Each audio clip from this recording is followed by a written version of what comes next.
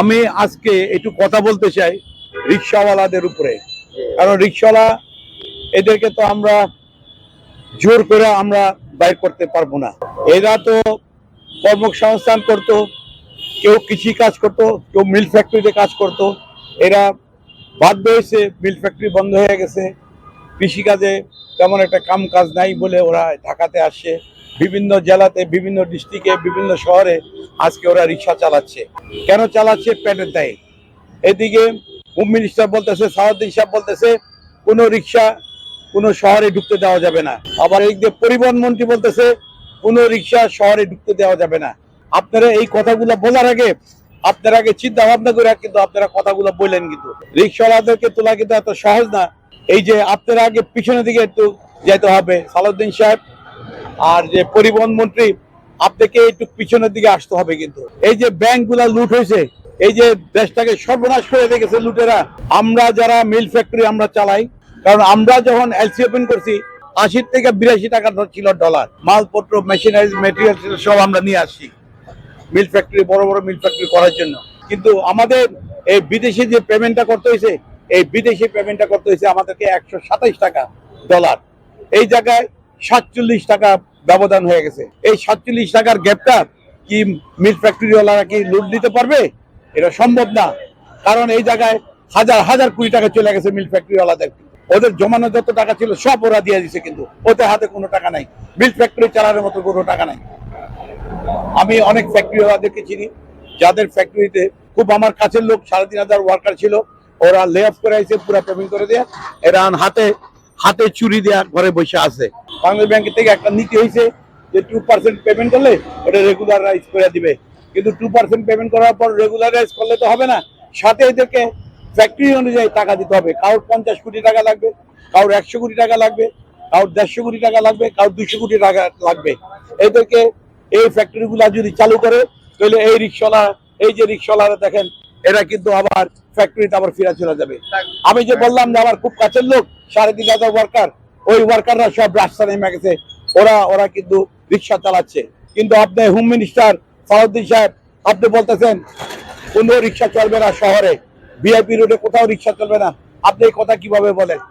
যে পরিবহন মন্ত্রী বলতেছে যে রিক্সা সব তুলে দিবে, কোনো সিটিতে রিক্সা থাকবে না। এটা আপনাদের ভুল ধারণা। আগে আপনারা পিছনে তাকান, 80 টাকার ডলার আমরা 127 টাকা করে পেমেন্ট করছি।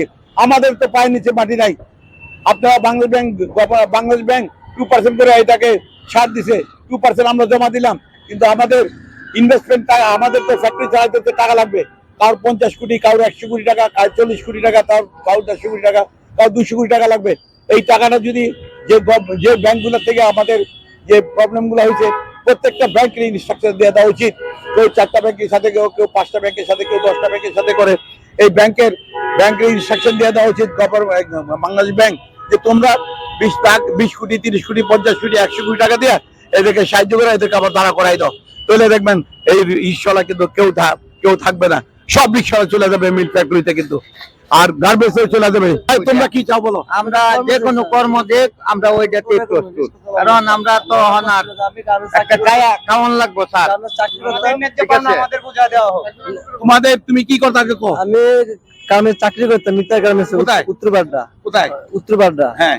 ওই সাতরাগুলো লোটে। হ্যাঁ। এখানে বন্ধ হওয়ার পরে আমি আর কোনো চলার কোনো রাস্তা পাই না। আমি কি করব? ভাই দিয়ে রিক্সা চালাই। জি স্যার। তোমার কাজ কি? আমি এই দেশের সরকারের কাছে একটাই দাবি যে আমার নিজ জীবনে আমার কাজ আমারে ফিরায় দেওয়া হোক। আমি রিক্সা চালাইতে চাই না। তুমি কি কাজ করতে আগে? আমি আগে কৃষি কাজ করতাম।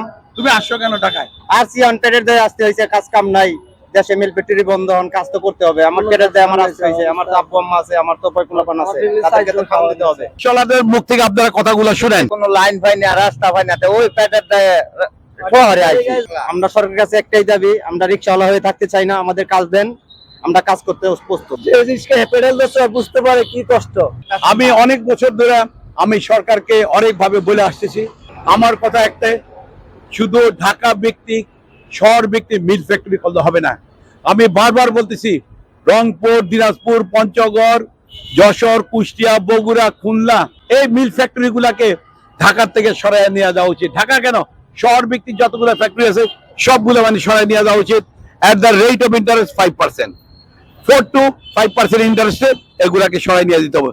ঢাকা শহর থেকে যদি লোক সহায়তা হয়, রিক্সাওয়ালা সহায়তা হয়, ঢাকা সিটির থেকে যদি বস্তি সহায়তা হয়, বাংলাদেশের সব শহরগুলো থেকে যে রিক্সা সহায়তা হয়, এই রিক্সার জন্য মানুষ হাঁটা চলাফেরা করতে পারে না।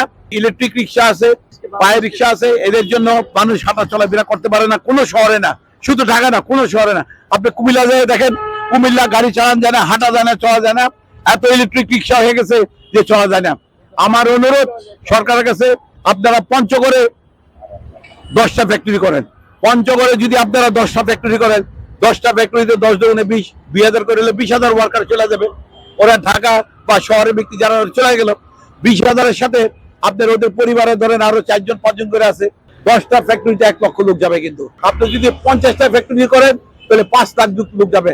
ঢাকা শহর অন্যান্য শহরগুলো খালি হয়ে যাবে। কিন্তু যারা এক্সিস্টিং ফ্যাক্টরি আছে, গার্মেন্টস এর মালিক যারা, ওদের প্রত্যেকে 4টা 5টা 8টা 10টা করে ফ্যাক্টরি আছে, ওদেরকে বলেন আমি তোমাদেরকে 4% ইন্টারেস্ট অথবা ম্যাক্সিমাম 5% ইন্টারেস্টে টাকা দেবো, সুদের হারে চক্রবৃদ্ধি হবে না এই টাকাগুলা।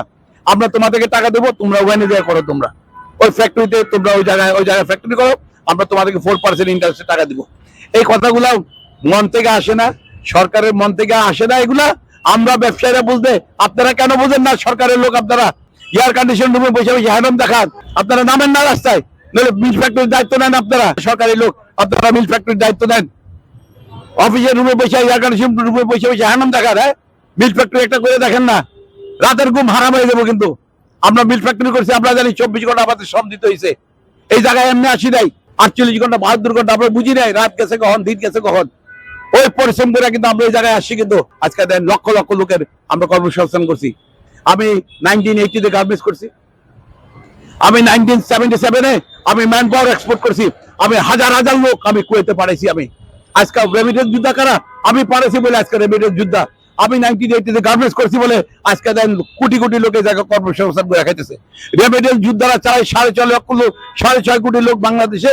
আর যারা গার্মেন্টসের সাথে জড়িত আছে ওরা 4.5 থেকে 5 কোটি লোক আপনার এই গার্মেন্টসের সাথে জড়িত আছে। কিন্তু টোটাল আমরা আমাদের হিসাব করে দেখলাম, মিল ফ্যাক্টরি সব মিলায় এভারেজে আমরা 14-15 কোটি লোক আমরা নিজেরা চালাই।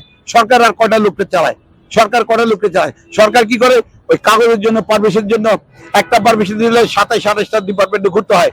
আর সে তো হয়রানি আছে, জুতা খয় সরকারের অফিসে। আপনার দণ্ডা দিতে দিতে মানুষের জীবন শেষ করে ফেলায় একটা পারমিশনের জন্য, একটা কাগজের জন্য। এইভাবে একটা দেশ টিকা থাকতে পারে না। কিন্তু মাননীয় তারেক রহমানকে আমি অনুরোধ করব, আপনি আমার কথা অনুযায়ী আপনি পদক্ষেপ দেন। কিন্তু আপনি, আমি যে কথাগুলো বলতেছি, আমি সত্য কথাগুলো বলতেছি, আপনি আমার কথা অনুযায়ী আপনি পদক্ষেপ দেন। I will be successful. আপনি সাকসেসফুল হবেন। আপনি আপনার বাপের মতন হন, আপনি আপনার মায়ের মতন হন। বাপ দেখেন না খুব স্ট্রিক্ট ছিল, মা খুব স্ট্রিক্ট ছিল। মাননীয় তারেক রহমান আপনি খুব স্ট্রিক্ট হন, আপনি আপনার মায়ের মতন হন, আপনি আপনার বাপের মতন হন। কিন্তু তাহলে দেশ চালাতে পারবেন, নাহলে দেশ চালাতে পারবেন না।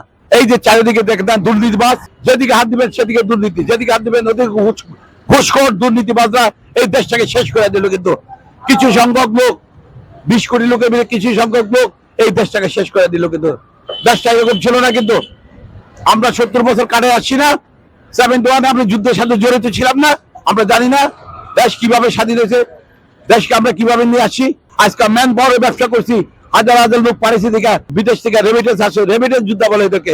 আমি অনেক লোক পাঠাইছি কুয়েতে, তখন মার্কেটে কেউ ছিল না। 1977-এ আমি 80 সনে এসে আমি গার্মেন্টস করেছি। আমি 80 সনে আমি আমেরিকান বায়ার ধরে নিয়ে এসে গার্মেন্টস করছি। আমি, আমার অবদান দেশে অনেক আছে। আমি একজন স্পোর্টসম্যান, আমি একজন জাতীয় খেলোয়াড়। আমার স্পিড এখনো আছে। 70 বছর বয়স হলে গিয়েছে, আমার এখনো স্পিড আছে। কোন একটা কাজে লাগাই দেখেন না কি করে, দেখেন আমাকে কোনো একটা কাজে লাগাই দেখেন, সাকসেসফুল না হইতে পারলে জুতার মালা গলায় দিয়ে ঘরের ভিতরে ঢুকে চুরি হাতে দিয়ে পয়সা থাকবো। কর্ম করে খেতে চাই, এমন কাজ করতে চাই। আমি চাই যে মিল ফ্যাক্টরি গুলা, যারা এক্সিস্টিং মিল ফ্যাক্টরি মালিক আছে, এদেরকে আমি অনুরোধ করবো, গভর্নমেন্টের কাছে যাবে, মাননীয় প্রধানমন্ত্রী তারেক রহমান আপনার কাছে যাবে লোকজন, আপনার ব্যবসায়ীদের সাথে কথা বলেন এবং ওদেরকে ইনস্ট্রাকশন দেন, তোমাদের 10টা ফ্যাক্টরি থাকলে 5টা ফ্যাক্টরিতে নন বেঙ্গল বানাও। 10টা ফ্যাক্টরি 1 লক্ষ লোকের কর্মসংস্থান হয়। কিন্তু শহর খালি হইতে, রিক্সা খালি হইতে, বস্তি খালি হইতে 10 মিনিট লাগবে না। কিন্তু এইভাবে যদি করে তাহলে দেশ ঠিক হবে, নাহলে দেশ ঠিক করা বড় কঠিন হয়ে যাবো। কারণ দুর্নীতিবাজ, ঘুষখোর, বাজে লোকজন দেশের ভিতরে অত্যাচার করতেছে গরিব দুঃখী মানুষের উপরে। আমি মধ্যে মধ্যে দেখেন না অনেক কিছু বিক্রি করি, অনেক কিছু বিক্রি করে আমি দেখাতে যাই দেশকে যে আমি পারলে আপনারা পারবেন না কেন?